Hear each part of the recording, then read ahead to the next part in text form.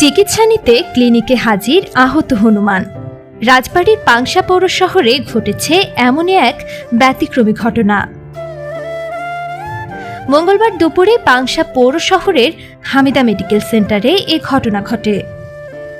তো বারে বারে ওর ডান সাইডে দেখাচ্ছিল এই শোল্ডারে প্রবলেম আছে, তা চলে গেছিলো। আবার আজকে কয়েকবার আসার পর এই এখন দেখাচ্ছে যে এই শোল্ডারে প্রবলেম বা ও মনে হচ্ছে যে অসুস্থ।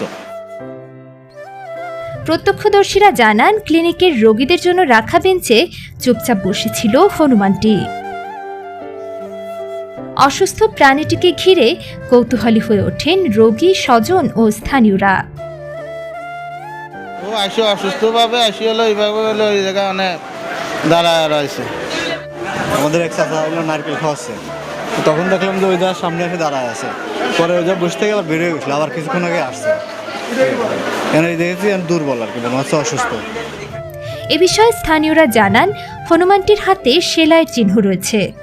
ধারণা করা হচ্ছে কয়েকদিন আগে কোনো আঘাত পাওয়ার পর তার চিকিৎসা করা হয়েছিল, তবে বর্তমানে সেলাইয়ের স্থানে সংক্রমণ দেখা দিয়েছে।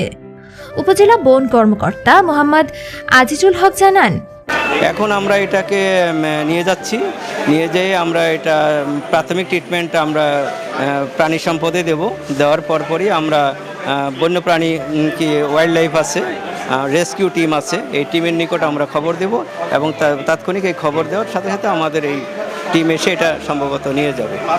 একটি অবলা প্রাণীর এমন আচরণ দেখে আবেগ আপ্লুত স্থানীয়রা। এখন একটাই প্রার্থনা, দ্রুত সুস্থ হয়ে ফিরে যাক নিজের স্বাভাবিক জীবনে।